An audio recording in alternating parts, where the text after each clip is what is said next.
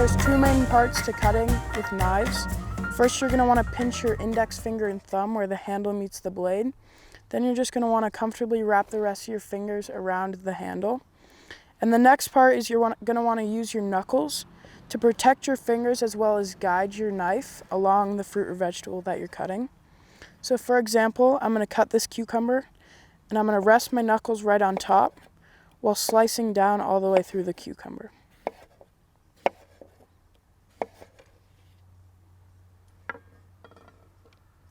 One thing to just be sure about when you're cutting is that you really want to focus on your non-dominant hand as guiding the knife through the fruit or vegetable that you're cutting. So when you have your knuckles like this against the blade, or the face of the blade of the knife, you're going to want to apply constant pressure and slowly move your non-dominant hand down the fruit or vegetable while you're cutting through. And this allows you to cut very fast, very thin, or any way that you need to cut.